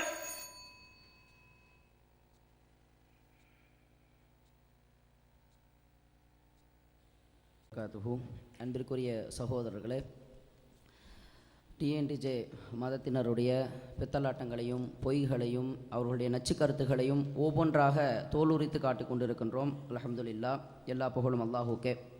காலையில் இருந்து அவர்கள் ஆபாசம் ஆபாசம் என்று வைத்த விஷயங்கள்லாம் எடுத்து அவங்களுக்கு முன்னாடியே போட்டு இவ்வளவு காலம் ஆபாசங்கிறீங்களே, மதுஹபுனுடைய விஷயங்கள் அதில் உள்ள சட்டங்கள் ஆபாசத்தை தான் போதிக்கிறது, விபச்சாரத்தை தூண்டுதுன்னு சொல்லிலாம் சொன்னீங்களே, இதில் சொல்லப்பட்ட சட்டத்துக்கு தண்டனை கொடுக்கப்படும், அடிக்கப்படும் என்று தானே சொல்லப்பட்டிருக்குன்னு சொல்லி ஒவ்வொன்றாக வச்சோம். அவங்க வச்சு அவ்வளோதாங்க நம்ம சொல்லியிருக்கின்றோம். இந்த மிருகத்தோடு சேர்றது, பணத்தோடு சேர்ந்தது, அதே போல் கழுதையினோட சேர்றது சம்பந்தமாக விஷயம், நோன்புனுடைய செய்தி, இது அனைத்தையும் சுட்டி காட்டி இதில் இப்படி செய்யுங்கள் என்று எங்கே சொல்லப்பட்டிருக்குன்றதை எடுத்து காட்டி இவர்களுடைய பித்தலாட்டங்களை பொய்களை இங்கே தோலுரித்து காட்டியிருக்கிறோம். அதே சமயத்தில் இன்னொரு பகுதியில் இவங்க இந்த தலாக்கு சம்பந்தமாக சொன்னாங்க. இந்த மாதிரி தலாக்கு சம்பந்தமாக சொன்னால் தலாக்கே நிகழாது, இது முட்டாள் சொல்கிறது அப்படின்லாம் சொல்லி தலாக்கே நிகழாது, ஏற்படாது. அப்போ ஒருத்தர் நபி வழிக்கு முரணாக தலாக்கு சொன்னால் இந்த மாதிரி தாலிக்குன்னு சொல்லிட்டு சொன்னான், நீ தலாக்கு விடப்பட்டவன்னு சொல்லிட்டு அவன் இந்த மாதிரி ஷைத்தானுடைய தலாக்கு அஃபஹான தலாக்குன்னு சொன்னால் அதெல்லாம் தலாக்கு நிகழாதுன்னு சொல்கிறீங்களே, நேரடியாக தலாக்குங்கிற வார்த்தையை அவன் சொல்லியிருக்கிறானே அப்படின்னு சொல்லி நம்ம பதிவு பண்ணியிருந்தோம். அதுக்குண்டான பதிலை காணோம். அதே போல் தொழுகையில் வியாபாரம் செய்யலாம் அப்படின்னு சொல்லி பொதுவாக ஒரு அடிச்சு விட்டாங்க ஒரு விஷயத்தை. அந்த செய்தியை ஊமையினுடைய செய்கினை சம்பந்தமாக சொல்லப்பட்டிருக்குங்கிற பித்தலாத்தத்தை நம்ம தோலுரிச்சு காட்டியிருக்கிறோம். அதே போல் ஒரு நாள் குழந்தைன்னு சொல்லி அபாண்டமாக, அதாவது மற்ற விஷயங்கள்லாம் ஆபாசமாக சித்தரிச்சாங்க, இதில் அர்த்தம் வச்சதே ஆபாசம் அப்படிங்கிறத தெளிவாக தோலுரிச்சு காட்டியிருந்தோம். என்ன மாதிரி ஒரு சிறுமியோடு சேர்ந்தால் அந்த சிறுமிங்கிறதுக்கு என்ன அளவுகள் வசூலியாக போட்டு சொல்கிறாங்க.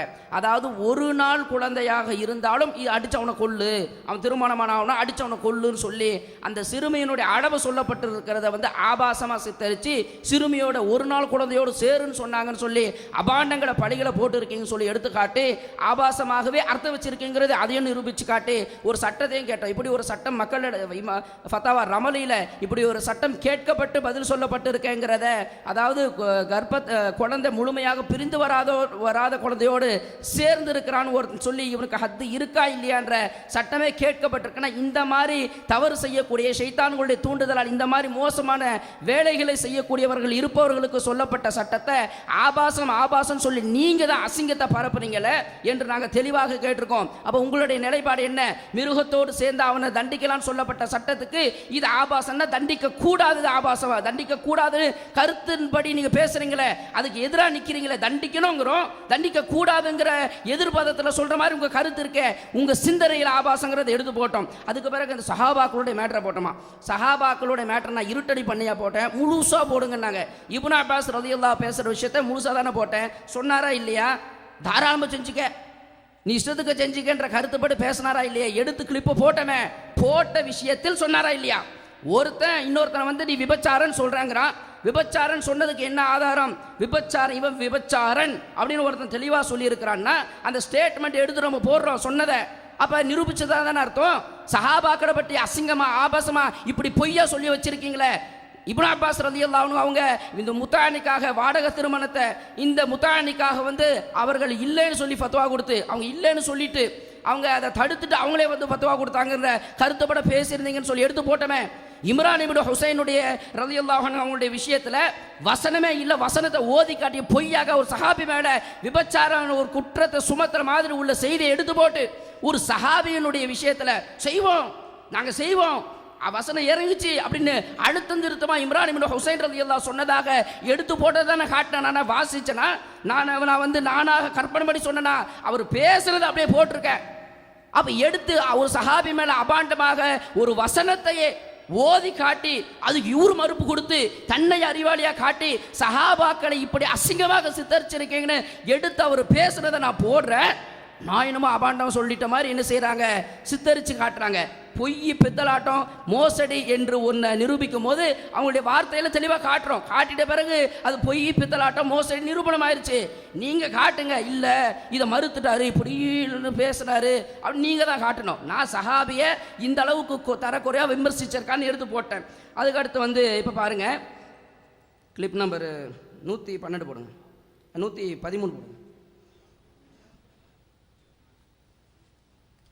ரசூலுல்லாஹ் பாராட்டினாங்களோ சுயில அன் முத்தாத்தின் நிசா 13. அதாவது சமீபத்து இப்னு அப்பாஸ் நான் அவர்கிட்ட கேள்வி கேட்கும்போது நான் இருந்தேன். ஒருத்தர் 13 சரி 103 போடுங்க. நாங்க ஆட்சியாளரை ஏத்துக்குருவோம், ஆனால் இந்த ஜக்காத்துங்கிற டாபிக் வந்தீங்கன்னு சொன்னா எங்களுக்கு இஸ்லாமே வேண்டியதில்லை. காசு விஷயத்துல மனுஷன் அப்படித்தான் இருக்கிறான். உசுரையே கொடுத்த ஒரு சஹாபாக்கள், அல்லாஹ்வுக்காக எவ்வளவு தியாகங்களை செய்த சஹாபாக்கள், கஷ்டப்பட்டவர்கள், இந்த காசு விஷயம் வந்தோன்னு என்ன பண்ணிடுறாங்க, அப்படியே கூட்டமா மஷூரா பண்ணி என்ன, அவர்கள் கூட்டமாக வாழக்கூடிய சமுதாயம் அரபு சமுதாயம், கோத்திரமா தான் இருப்பாங்க. அந்தந்த கோத்திரத்தார்கள் தங்களுக்குள்ள ஒரு ஆலோசனை பண்றாங்க. ஆலோசனை பண்ணி நம்ம இனிமே ஜக்காத்து கொடுக்க கூடாது, ஜக்காத்து வந்து 102 போடுங்க. அவர்கள் ஒரு முடிவை எடுத்துக்கொண்டு, இஸ்லாத்துல எல்லாம் கரெக்டா இருக்கிறது, இதனால காசு கேட்கறது மட்டும் அது பிடிக்கல, அதுக்கு ஏதாச்சும் ஆதாரம் கிடைக்குமா, குர்ஆன்ல இருந்த இந்த கொடுக்காம இருக்கிறதுக்கு ஏதாவது ஒரு குறுக்கு வழி ஏதாவது இருக்குமான்னு தேடி பார்த்து ஒரு வசனத்தை கண்டுபிடிக்கிறாங்க. அதாவது ஜக்காத்தை வந்து நாங்க தரமாட்டோங்கிறதுக்காக வேண்டி அல்லாஹ்வுடைய ஊழ வசனங்கள், ஜக்காத்தை வலியுறுத்தக்கூடிய வசனங்கள் இருக்கின்றன. அதெல்லாம் தனியாத்துக்கு ஓரம் கட்டி வச்சுவிட்டு அவங்களுக்கு சாதகமா வளைக்கிறதுக்கு ஏதாவது தென்படுதான்னு பாக்குறாங்க. அதாவது நல்லா கவனிங்க, உசுரே கொடுத்த சஹாபாக்கள், அல்லாஹ்வுக்காக வேண்டி தியாகம் செய்த சஹாபாக்கள், அவங்க வந்து இந்த காசுங்கிற அந்த மேட்ரு வந்த உடனே அவங்க அப்படியே மாறிடுறாங்கன்னு சொல்லி விவரிக்கிறார். அதுக்கு ஒரு இன்னொரு கிளிப்பில் வந்து வசனத்தை வளைக்கிறதுக்காக இந்த மாதிரி சஹாபாக்கள் தேடுறாங்க செய்கிறாங்கன்னு சொல்லி அவர் பேசுனதை நீங்கள் கேட்டிருக்கீங்க. இது அவர் பேசின விஷயம்தான், அதை நீங்கள் கேட்டீங்க. என்னென்னா இந்த மாதிரி உசுரே கொடுத்த, அதாவது உசுரே கொடுத்த சஹாபாக்கள்னா எத்தனை சஹாபாக்கள், அஷரத்து முபஷரா, பல்வேறுபட்ட சஹாபாக்கள் அத்துணை பேருமே இந்த மாதிரி ஒரு சிந்தனையில் இருந்ததாக சித்தரிக்கிறார். இதை பார்த்து தானே கிறித்துவம் வந்து சஹாபாக்களை இஸ்லாத்தை பற்றி கண்ணியம் இழப்பதற்கு, அவர்களை கண்ணியம் இல்லாதவர்கள்னு சித்தரிக்கிறதுக்கு வந்து அவன் முற்படுறான். காலையில் ஒரு கிளிப்பு போட்டோம். கலீல் ரசூல் அவர் சொன்னார், சகோதரர் கலீல் ரசூல் சொல்லும்போது அதை கட்டிங் பேஸ்ட் பண்ணிட்டாங்க, எடிட்டிங் பண்ணிட்டாங்கிறாரு. அந்த கிளிப்பை நாங்கள் தயார் பண்ணல, கிறிஸ்துவன் தயார் பண்ணியிருக்கிறான். நீங்கள் இந்த மாதிரி ஆபாசமா அசிங்கமா இஸ்லாத்தினுடைய செய்திகளை எடுத்து பரப்பும் போது இஸ்லாத்தில் இந்த மாதிரி ஆபாசம் அசிங்கம் கிடைக்காதுன்னு உங்கள் வார்த்தையில எடுத்து போட்டு சஹாபாக்களை, சத்திய சஹாபாக்களை அவன் கேவலப்படுத்துறானே. இதுக்கு அடித்தளம் விட்டது யாரு? இந்த கிளிப்பை நீங்க இப்னு அப்பாஸ் ரலியல்லாஹு தாராளமா செஞ்சுக்கன்னு சொல்லி சொன்னதை எடுத்து போட்டு நாளைக்கு இப்னு அப்பாஸ் ரலியல்லாஹு அவங்க விபச்சாரத்தை ஆதரித்தார்கள் எடுத்து பேசுறான்னா இது அவனுக்கு நீங்க வாசலை திறந்து விடுறீங்களே, இது அசிங்கம் இல்லையா? மிருகத்தோட ஒருத்தர் சேர்ந்தான்னா தூக்கி போட்டு மீதி அவனை அடின்னு சொல்லி சொல்லப்பட்டிருக்கிறது எடுத்து ஆபாசமா காட்ட முடியுமா? காட்ட முடியுமா? அது அப்ப அது அடின்னு சொன்னா அது அவன் எடுத்து அதை காட்ட முடியும், தூக்கி போட்டு மீதின்னு சொல்லப்பட்டிருக்குன்னு சொல்லி நாங்கள் நிரூபிப்போம். இப்னு அப்பாஸ் சஹாபாக்கள் மேல அபாண்டங்களை சொல்லியிருக்கீங்களே, இம்ரான் இப்னு ஹுசைன் ரலியல்லாஹு வளைச்சிருக்கீங்களே, விபச்சாரத்திற்கு ஆதரித்ததாக வசனத்தை ஓதி காத்தி விளக்கம் கொடுத்ததாக எல்லாம் நீங்கள் எடுத்து பேசியிருக்கிறீர்களே, சஹாபாக்கள் மேல போட்ட அபாண்ட பழிகள் இதெல்லாம்.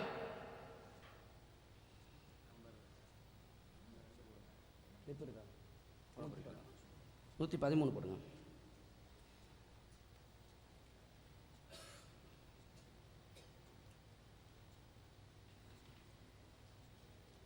ரசூலுல்லாஹ் பாராட்டினாங்களோ சுயில அன் முத்தாத்தின் நிசா, அதாவது சமீபத்து இப்னு அப்பாஸ் நான் அவர்கிட்ட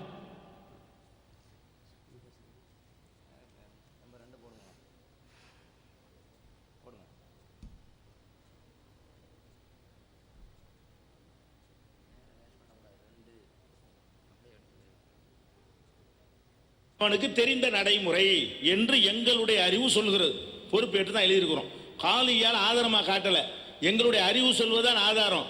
இப்ப கேள்வியை கேட்டவர் அவர் சரி, இப்போ எதுக்கு போட்டோம் அப்படின்னு கேட்டீங்க. குர்ஆன் ஹதீஸ் பிரகாரம் தான் நாங்கள் நடக்கிறோம், குர்ஆன் ஹதீஸ் தான் நாங்கள் சட்டமாக சொல்லுவோம் அப்படின்னு சொல்கிறவங்க தேவைப்படும் போது எங்கள் அறிவு சொல்வது தான் ஆதாரம். எது ஆதாரமா? இவங்க அறிவு சொல்வது தான் ஆதாரம் அப்படின்ட்டு பதிவு செய்கிறாங்க என்பதனால் இதை நாங்கள் போட்டு காட்டியிருக்கிறோம். அடுத்து ஒரு கிளிப்பிங் நம்ம போடுவோம், அதை கொஞ்சம் அதிகமாக நீங்கள் கவனத்தில் செலுத்தணும். நம்பர் 12 போடுங்க.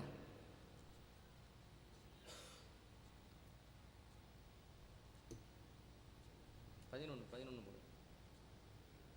அப்படி முன்னாடி போயிடலாம். இந்த செய்தியை பார்த்துக்கங்க. மனித முக தோற்றத்தில் பிறந்தது ஆட்டுக்குட்டி அப்படின்னு போட்டுக்கிறாங்க. இது நடந்த சம்பவம் கோவையில், அதையும் தெளிவுபடுத்திக்கிறேன்.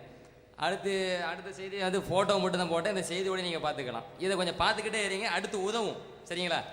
அடுத்துங்க விஷயம் என்ன அப்படின்னு கேட்டிங்கன்னா, காலையில் இருந்து இவங்க செஞ்ச அசிங்கம் கொஞ்சம் நெஞ்சமா, எவ்வளவு செய்திகளை பதிவு செஞ்சோம். சுவனத்தையே விட்டு வைக்கலன்னு சொல்லியிருக்கமே. சுவனத்தில் ஒரு பொம்பளைக்கு பல ஆம்பளை ஊருளியன் அப்படின்னு சொல்லி அசிங்கமான சட்டத்தை பதிவு செஞ்சிருக்கீங்களே அப்படின்னு சொல்லி இருக்கிறோம். அதுக்கு அவங்க பதில் சொல்றாங்களாம். என்ன பதில் சொல்றாங்க தெரியுமா? இதுனா ஆபாசம் இல்லையே, இது யாருக்காவது சொன்ன ஆபாசமா தெரியுதா? எப்படி சொல்றாங்க பாருங்க. இதுனா ஆபாசம் இல்லையே, இது யார்ட்டாச்சும் சொன்னா ஆபாசமா தெரியுதா? ஒரு பொம்பளைக்கு பல ஆம்பளை அப்படின்னு சொன்னா ஆபாசமா தெரியலையா அப்படின்னு சொன்னா யாருக்கு தெரியாது? ஆபாசமானவர்களுக்கும் அசிங்கமானவர்களுக்கும் தான் தெரியாது. ஆபாசமா தெரியலன்னு பதிவு செய்றீங்க. அடுத்து இன்னொரு விஷயம் என்ன அப்படின்னு கேட்டீங்கன்னா, 2 அந்த பிறந்த குழந்தைய யாராவது கற்பழிப்பாங்களா அப்படின்னா ஆய்வு செஞ்சிருக்கிறாங்கன்னாங்க. அதாவது ஒரு மனிதன் விபச்சாரம் செய்தால் என்ன சட்டம், என்ன தண்டனை என்பதை நாங்கள் என்ன மார்க்க சட்டம் என்ன என்பதை நம்ம மதுஹப் நூல்களில் சொல்லப்பட்டிருக்கு என்பதை பதிவு செஞ்சுக்கிட்டே வரோம். பிறந்த குழந்தைய ஒருத்தர் விபச்சாரம் செஞ்சுட்டாலும் அவனுக்கும் தண்டனை கொடுக்கணும் என்று பதிவு செஞ்சிருக்கிறோம். இதெல்லாம் நடக்குமான்னு கேட்டாங்க. இப்போ சமீபத்தில் கூட ஒரு செய்தி வந்திருக்குங்க. 2 மாத புள்ளைங்க, 2 மாத புள்ளைய ஒருவன் கற்பழித்திருக்கிறான் என்று இன்றைய ரிப்போர்ட் இருக்குது. அடுத்து அவங்க கேட்டாங்கன்னு சொன்னால் அதை இன்ஷா அல்லாஹ் நாங்கள் நிரூபிப்போம். அடுத்து இன்னொரு முக்கியமான விஷயம் என்ன கேட்டிங்கன்னா, அந்த ஆதம் அலைஹிஸ்ஸலாம் மேட்டருங்க. ஆதம் அலைஹிஸ்ஸலாம் மேட்டரில் லிபாசு தக்குவான அர்த்தம் வைக்கணுமா. அதாவது அவங்க அவங்களுடைய ஆடையை விறுவிறும் ஆடையை ஷைத்தான் கலட்டினான்னு தெளிவாக இருக்குது. மானத்தை காட்டுவதற்காக கரெக்டாக இருக்குது. இவ்வளவு கரெக்டாக தெளிவாக இருந்தும் கூட இவங்க அங்கே என்ன அர்த்தம் வைக்கணும்னு சொல்கிறாங்க அப்படின்னு சொன்னால், தக்குவா என்கிற ஆடையைத்தான் கலட்டினான், இறையச்சம் என்கிற ஆடையைத்தான் கலட்டினான் என்று தான் நாம் சொல்ல வேண்டும் என்று பதிவு செஞ்சிருக்கிறாங்க. அங்கே மானத்தை என்று தெளிவாக சொல்லப்பட்டிருக்க அந்த இடத்துல நீங்கள் எங்க இறையச்சம் என்கிற ஆடையை கொண்டு வரீங்க? இறையச்சம் என்கிற ஆடையை கலட்டினா தான் மானத்தை ஒருத்தன் விளங்க முடியுமா?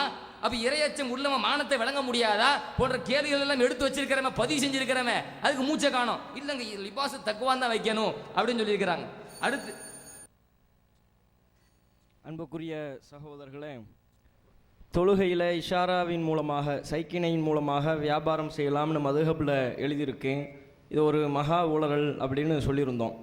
அதுக்கு என்ன பதில் சொல்கிறாங்கன்னா, திரும்ப திரும்ப கேட்டுக்கிட்டு இருக்கிறாங்க, சொல்லுறது விடுபட்டு போயிட்டே இருக்குது. என்ன சொல்கிறாங்கன்னா, அது ஊமைக்கு சொல்லப்பட்டுச்சு. ஒரு ஊமையாக ஒருத்தன் இருக்கிறான்னா அவன் தொழுகையில் இருக்கும்போது சைக்கினை செஞ்சு வியாபாரம் பண்ணிக்கலாம். ஊமைக்கு சொல்லப்பட்டதை எல்லாத்துக்குமாக சொல்லப்பட்டதாக நீங்கள் சித்தரிக்கிறீங்கிறாங்க. எங்கள் கேள்வி அதில் தான். ஊமைக்கு நீங்கள் என்ன வாசகம் படிச்சிங்க? இஷாரத்துல் அஹ்ரசி மிஸ்லு நுத்துகிஹி, ஊமையினுடைய சைக்கினை என்பது அவன் இஷாரா செய்து பாவனை செய்வது என்பது அவன் பேசுகிற மாதிரி தான், அது பேசுறதுடைய சட்டத்தை தான் கொடுக்கணும் அப்படின்னு ஒரு விதி சொல்கிறீங்க. சொல்லிட்டு இதிலிருந்து 3 விஷயங்களுக்கு விதிவிலக்கு. என்னென்ன விஷயத்துக்கு? தொழுகையில் அவன் சைக்கினை பண்ணலாம். ஒரு சட்டத்தை எடுக்கிறாங்க. ஊமையை பொறுத்த வரையிலும் அவன் சைக்கினை செய்வது இஷாரா செய்வதெல்லாம் அவன் பேசுகிற மாதிரி தான், பேசுறது தான் முடிவு பண்ணிட்டு அந்த பேச்சை தொழுகையில் செய்யலாங்கிறீங்க, அந்த பேச்சை சாட்சி சொல்லும்போது சொல்லலாங்கிறீங்க. இதைத்தான் நம்ம இப்படி நீங்கள் பிரிப்பதற்கு உங்களுக்கு யார் அதிகாரம் கொடுத்தா? ஊமையினுடைய நம்மளை பொறுத்தவரைப்பாவது பேச்சு வேறு சைக்கினை வேறு நமக்கு 2 இருக்கு. ஊமைக்கு அது ஒன்று தானே இருக்கு. பேச இயலாத ஊமைகளுக்கு சைக்கினை ஒன்று தான் இருக்கு. சைக்கினை ஒன்று பேச்சுன்னு முடிவு செய்ததற்கு பிறகு அவன் மட்டும் தொழுகையில் பேசி வியாபாரம் பண்ணலாம், சாட்சி சொல்லலாம். அப்போ அவன் ஊமையினுடைய தொழுகையை பாழாக்குற செயலா இல்லையா இது? இதுக்கு நீங்கள் என்ன பதில் சொல்கிறீங்க? இதைத்தான் நாங்கள் எங்களுடைய வாதமாக குறிப்பிடுறோம். அது குர்ஆன் இந்த 3 விஷயத்தை பிரிக்கிறீங்கல்ல, தொழுகையில் ஊமை சைக்கினை பண்ணலாம், இதுக்கெல்லாம் எந்த குர்ஆன் வசனத்தின் அடிப்படையில் எந்த ஹதீஸின் அடிப்படையில் நீங்கள் சட்டம் சொன்னீங்கிறத சொல்லணும். அடுத்து இந்த மனித பன்றி சம்பந்தமாக ஆரம்பத்தில் நம்ம சில வாசகங்களை வாசித்து கூட காட்டணும். லவ் நசா கல்புன் அவு ஹின்சீரும் அலா ஆதமியத்தின், ஒரு நாயோ பன்றியோ பொம்பளை இடத்துல சேர்ந்து மனித குழந்தையை பெற்றெடுத்துட்டா அந்த குழந்தை அசுத்தமாக இருந்தாலும் சரி அவன் தொழுவதற்கு கடமைப்பட்டுள்ளான். தொழுகை அல்லாத இன்ன பிற விஷயங்களுக்கும் கடமைப்பட்டிருக்கிறான். அவன் நஜீஸுக்கு பிறந்த அடிப்படையில் இருந்தாலும் கூட அவனை தொடுவது நிர்பந்தம் என்று வருகிற காரணத்தினால தொடுவது மன்னிப்பு வழங்கப்படும், தொட்டா பிரச்சனை இல்லை. அதே போல அன்னஹு தஜூசு இமாமத்துஹு, அவன் இமாமத்து பண்றதும் பிரச்சனை இல்லை. இப்படியெல்லாம் சட்டம் எழுதி வச்சிருக்கிறீங்களே, இது சாத்தியமா? இது எப்படி? இது எங்க ஆய்வு கண்டுபிடிச்சிங்க? ஒரு நாயும் அல்லது பன்றியோ பொம்பளை இடத்துல சேர்ந்து அந்த பொம்பளைக்கு மனித பன்றி பிறக்குது, அந்த மனித பன்றி தொலை வைக்கலாம், இது இப்படி நடக்குமான்னு கேட்குறோம். இதே சட்டத்தை தான் இஆனத்து தாலிபின்ல எழுதி வச்சிருக்கிறீங்க, மிக்ஸ்லுஹு அல் அக்ஸு. இந்த சட்டம் எப்படி அது மாதிரி இதுக்கு மாற்றமானதும்? மாற்றமானதுன்னா என்ன? இதா நசா ஆதமியுன் அலா கல்பத்தின் அவ் ஹின்சீரத்தின், ஒரு ஆம்பளை மனுஷன் நாய் இடத்துல சேர்றான் அல்லது ஒரு ஆம்பளை மனுஷன் பெண் பன்றி இடத்துல சேர்றான், அந்த பன்றிக்கு மனித குழந்தை பிறக்குது. இவங்க கற்பனை எங்கெல்லாம் போகுது பாருங்க. இப்போ ஆரம்பத்தில் ஒரு ஃபோட்டோவை காட்டினாரு, அது காட்டுங்க, மக்கள் நல்லா பார்க்கட்டும், அதில் நீங்கள் வாதத்தை வைங்க, அந்த ஃபோட்டோவை வச்சு என்ன சொல்ல வர்றீங்க அப்படியே போங்க. பன்றிக்கு பின்னாலையும் போய் பன்றியிலேருந்து மனுஷன் பிறக்கிற மாதிரி ஃபோட்டோ இருந்துச்சுன்னா அதையும் காட்டுங்க, நாயிலிருந்து மனுஷன் வர்ற மாதிரி இருந்துச்சுன்னு அதையும் காட்டுங்க. நீங்கள் அதில் நீங்கள் சொல்லக்கூடிய விஷயங்களை பொறுத்து தான் எங்களுடைய அடுத்தடுத்த கேள்விகள் வரும். அப்போ சட்டம் எழுதி வச்சிருக்கிறீங்களே, அவன் இமாமத்து பண்ணலாம், உலா தஹிலு மனாக்கி ஹத்துஹு, ஆனால் பொண்ணு மட்டும் கொடுத்துடக்கூடாது. எப்படி சட்டத்தை பாருங்க, பொண்ணு கொடுத்துடாதீங்க, இமாமத்து பண்ணலாம், மற்ற விஷயங்கள் கூடும், பள்ளிவாசலுக்கு வரலாம், அவனை தொடலாம், அதெல்லாம் பிரச்சனை இல்லை, பொண்ணு மட்டும் கொடுத்துடக்கூடாது. இப்படி நீங்கள் எழுதி வைத்திருப்பீர்களே, ஆனால் இது உலகத்தில் நடக்கிற விஷயமா? இது மனித மூளை உள்ள யாராவது இப்படி சொல்ல முடியுமா? மூளைக்கு பதிலாக சாணி இருந்தால் மட்டும்தான் இப்படிப்பட்ட உலகளை சொல்ல முடியும். அதைத்தான் நாங்கள் கேட்குறோம். அதை பதிலுக்கு சொல்றதை விட்டுவிட்டு போட்டோவை காட்டிக்கிட்டு இருந்தால் அது பதில் ஆயிருமா? அடுத்து பாருங்க சகோதரர்களே, அதாவது கிளிப்பிங் போற ஆளாம், சம்பந்தம் இல்லாத விஷயங்கள் எல்லாம் உள்ள கொண்டு வந்து திசை திருப்பல். என்ன மதுகப்புல இருந்து எவ்வளவு கேவலங்கள், ஆபாசங்கள், அசிங்கங்கள், அயோக்கியத்தனங்கள் இருக்குன்னு அள்ளி போட்டுக்கிட்டு இருக்கிறோம். எல்லாத்தையும் முட்டு கொடுத்துக்கிட்டு ஆமா இருக்கத்தான் செய்கின்றது அப்படின்னு சொல்லி நியாயப்படுத்தி கொண்டு இப்படி பேசுறீங்கல்ல. உங்களுடைய ஆளு இந்த போடுங்க, 455 நம்பர் போடுங்க, 455 நம்பர். எவ்வளவு பெரிய அசிங்கத்தை சொல்றாருன்னு பாருங்க, குர்ஆனோட ஒப்பிட்டு எவ்வளவு பெரிய கேவலம் என்று பாருங்க. இதில் அந்த ராகம் போட்டு பாடுவது கேட்பவர்களுக்கு இனிமையாக இருக்க வேண்டும் என்பதற்காக பாடுவது. நம்முடைய மார்க்கத்தில் ராகம் என்பது கூடாது என்பதல்ல. அதே நேரத்தில் சினிமா பாட்டுகளில் கூட நாகரிகமான மெட்டுக்கள் இருக்கிறது, அது பிரச்சனை இல்ல. இந்த மெட்டு சினிமா வந்து பிடிச்சி அதனால குழந்தை சொல்ல முடியாது. நமக்கு ராகம் போடுவது, குர்ஆன் ஓதுவதே பாப்பீங்கல்ல, அது ஒரு வகையான ராகமா தான் இருக்கும். காரிகள் ஓதுறதெல்லாம் பாக்குறீங்கல்ல, அது ஒரு வகையான ராகத்தோட ஓதுவாங்க. அது ஒரு ராகம் பெருசல். அதே நேரத்தில் சினிமா பாட்டுன்ற உடனே டப்பாங்குத்து பாட்டெல்லாம் இருக்கும், அசிங்கமான பொருள்ல பாடுறது, அந்த மீனிங்ல பாடக்கூடாது. ஏன்னு கேட்டா அந்த மெட்டுல பாடும்போது கேட்பவர்கள் அந்த பாட்டோட நினைவு வந்துடும், அது கூடாது. அதே நேரத்துல சினிமா பாட்டுகளில் கூட நாகரிகமான மெட்டுக்கள் இருக்கிறது, அது பிரச்சனை. ஏன்னா எதிலுமே நம்ம நடுநிலையா போகணும். ராகமே கூடாதுன்னு சொல்லக்கூடாது. நடுநிலை முக்கியம், கவனம். என்ன எவ்வளவு பெரிய கேவலம். நீங்க வந்துகிட்டு டல்லாக்கு டோல் டொப்பி மானுக்கிட்டு அடிப்பீங்க, மெத்தைக்கு மேல உன்னோட செயலன்னு சொல்லிட்டு அந்த மெட்டில் வந்துகிட்டு அல்லாஹ்வுடைய தூதரை கேவலப்படுத்தி பாடுவீர்கள். அதுக்கு திருமறை குர்ஆன் ஆதாரமா? திருமறை குர்ஆன் எழுப்பீர்களா? எவ்வளவு பெரிய கேவலம். அதுல தரமான நாகரிகமான பாட்டா போடுங்கடா, டப்பாங்குத்து பாட்டு போடுற, குத்து டப்பா போடு போ. ஏன் நடுநிலை முக்கியம். அல்லாஹ்வுடைய அச்சம் இல்ல, அல்லாஹ்வுடைய பயம் இல்ல, இது ஆபாசமா தெரியல, இது அசிங்கமா தெரியல, இதெல்லாம் நியாயப்படுத்துவீர்களா? அப்ப அல்லாஹ்வுடைய தூதர் மேல கேவலப்படுத்தி அவங்களுடைய அல்லாஹ்வுடைய தூதரை கேவலப்படுத்துறத விட பெரிய ஆபாசம் இது. சினிமாவை தூக்கி பிடிக்கிறத விட பெரிய கேவலம் இது. பதில் சொல்லுங்க. அன்பிற்குரிய சகோதரர்களே, நீங்க செய்யுங்கன்னு எங்க இருக்குன்னு கேட்கிறாங்க. அப்படி இந்த மாதிரி ஆபாசமா எழுதி வச்சா ஒரு மனுஷன் பொம்பளை நாயோட போனா, பொம்பளை பண்டியோட போனா, புள்ள பண்ண தொலை வைக்கிறானா செய்யும் தானே சொல்றீங்க. ஒரு பெண்ணு பெண்ணாய் பெண் பன்றியோட போய் புள்ள பிறந்தா தொலை வைக்கிறானா செய்யும் தானே சொல்றீங்க. மதுகப்புல தூக்கி போட்டு அடிக்கிறான்ற காட்டு பார்ப்போம். உங்க மதுகப்புல தூக்கி போட்டு அடிக்கிறாங்கிற வார்த்தை நீ காட்ட வேண்டும். சின்ன சின்ன கிளிப்பிங்க போட்டு ஏமாத்துறாங்க. அடுத்து பாருங்க, அடுத்த ஒரு கிளிப்பிங் போட்டிருந்தாங்க இந்த படத்தை காட்டி. அது எந்த மதரசாவில் படிச்சுக்கிட்டு இருக்குன்னு சொல்லிடுங்க. என்ன ஜமாலியாவில் படிக்கிறாதா அல்லது பிலாலியாவில் படிக்குதா அந்த ஒன்று தெரிஞ்சிச்சுன்னா அவர் ஹாஃபிலா இல்லையாங்கிற நம்ம செக் பண்ணிக்கிறலாம். அடுத்து வரும்போது இன்னும் சில கூடுதலான தகவலை நம்ம கேட்போம். அடுத்ததாக இந்த மருத்துவம் தொடர்பாக சில இது கேட்குறேன்னு நமக்கு டைம் கிடைக்க கொடுக்கவும் மாட்டேங்கிறாங்க. அது ரத்துல் முஹ்தார். ஏன்னா இது ஒரு விஞ்ஞான அந்த மருத்துவம் தொடர்பான இதெல்லாம் சொன்னால் ஏற்றுக்கிறணும்லாம் போகணுமென்று ஒரு கருத்து சொன்னாரா இல்லையா? அதில் பல் துலக்குவது தொடர்பாக பெரிய அற்புதமான விஞ்ஞான கருத்துக்களை சொல்கிறார் பாருங்கள். வயஸ்தாக்கு அருளன் லா தூளன். இந்த மிஸ்வா குச்சியை என்ன செய்யணும்டா, அகல வாக்கில் என்ன செய்ய வேண்டும், வளர்க்கணும். நீல வாக்கில் என்ன செய்யக்கூடாது, இருக்கக்கூடாது. ஓகே, அது பெரிய பிரச்சனை இல்லை. வலா முழுத்தஜியன், படுக்க வச்சியும் குத்தக்கூடாது, அது கூட பிரச்சனை இல்லை.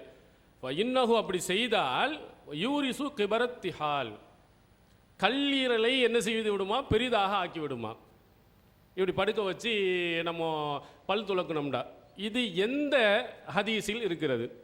அல்லது எந்த எம்பிபிஎஸ் பாடத்தில் நடத்துகிறான், அல்லது எம்எஸ் பாடத்தில் நடத்துகிறான், அல்லது எம்டின்னு படித்து கொடுக்குறானே அந்த மருத்துவத்துறையில் எங்கே இது சொல்லப்பட்டிருக்குங்கிறதையும் காட்டுங்க. அடுத்து வலா யக்பிலுஹு, அதை முழுசாக என்ன செய்யக்கூடாதான், பிடித்து பல் துலக்க கொடுக்கூடாதான். இன்னஹு யூரிசுல் பாசூர், மூல நோயை என்ன செய்யப்படும், அது ஏற்படுத்தும். இப்படி மொத்தமாக பிடிச்சிக்கிட்டு பல் வளர்க்கணும்னா மூல நோய் வந்துடும். வலா எமுசுஹு, அதை என்ன செய்யக்கூடாது, சப்பக்கூடாது. இது எல்லா இடத்துலையும் எங்கெங்கேயாவது சேர்ந்துருது. நம்ம எதையாவது சொன்னோம்னா ஆபாசன்றாங்க.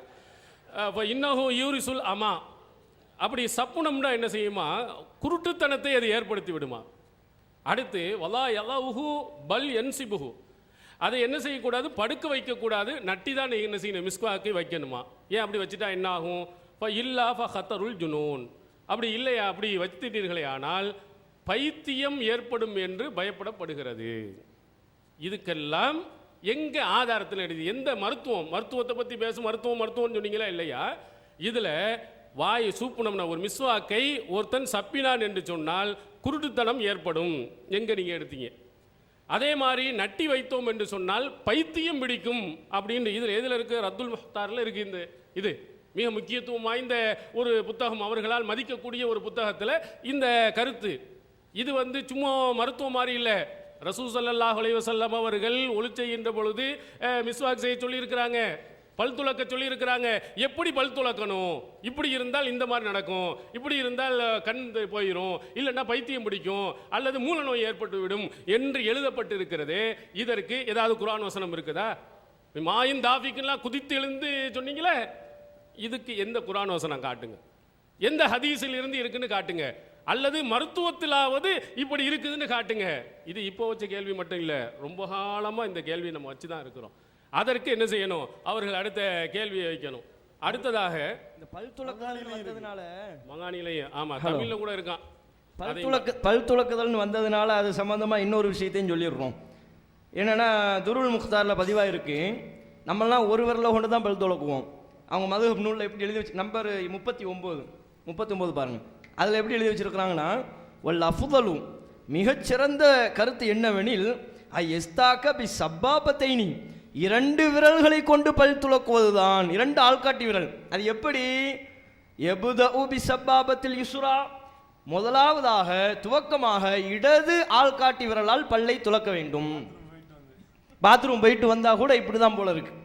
முதலாவதாக இடது ஆள்காட்டி விரலால் துவக்க வேண்டும். சும்மா பில் யும்னா, பிறகு வலது. அப்ப எப்படி தெரியுமா பல் தேய்க்கணும்? இவங்க மிகச் சிறந்ததுன்னு இதைத்தான் சொல்றாங்க. இப்படி இது என்ன? இது பல் துள இப்படி ஒருத்தன் செஞ்சுக்கிட்டு இருந்தா அவனை கிறுக்கன் சொல்லுவீங்களா, மூளை உள்ளவன் சொல்லுவீங்களா, கீழ்பாக்கத்தில் போய் சேர்க்க சொல்லுவீங்களா, இல்லை அவன் மிகப்பெரிய அறிவார்ந்த செயலை செஞ்சுக்கிட்டு இருக்கிறான், எம்பிபிஎஸ் படித்து எம்டி படித்து ஆய்வு பண்ணி மிக முக்கியமான ஒரு விஷயத்தை, அவர் அறிவார்ந்த விஷயத்தை செஞ்சுக்கிட்டு இருக்கிறான்னு சொல்லுவோமா? 68ஆம் நம்பர் போடுங்க. 68ஆம் நம்பர், அதாவது வந்து அரபியில் சொன்னோம்னா முன்னப்பாரு பின்னப்பாரு, முன்னாடி விட முடியுமா பின்னாடி வந்துட்டு இருப்பாங்க. 68ஆவது நம்பரில் போடுங்க. மிஸ்வா குச்சியை தன் காதின் மேல் வைத்து அப்படி வந்துட்டு மிஸ்வாக்கை தரையில் படுக்க வைத்து அதனால் பைத்தியம் பிடித்தால் அவன் தன்னை இல்லாமல் வேறு யாரையும் குறி சொல்ல வேண்டாம். உம்முடைய அருமையான ரொம்ப சூப்பர் தத்துவம். அதுக்கடுத்து பாருங்க 69வது ஸ்லைடில் பாருங்க, மிஸ்வாக்கை வந்து இப்படி எல்லா கையிலையும் 3 விரல்களையும் மேலே வைத்து மிஸ்வாக்கை பிடிப்பது சுன்னத்தான். ஆனால் விரல்கள் முழுவதையும் கொண்டு மூடி பிடிப்பது மக்ரூஹ். அவ்வாறு பிடித்து துலக்குவது மூலவியாதியை உண்டாக்கும் என கூறப்பட்டுள்ளது. அம்மாடி, மூலத்துக்கு இதுக்கு என்ன சம்பந்தம்? அதாவது வண்டியை சைடு ஸ்டாண்டு போடாத, பைத்தியம் முடிச்சிடும் உனக்கு, வண்டியை சைடு ஸ்டாண்டு வைக்காத, இப்ப சொன்னான்னு சொல்லுவாங்க.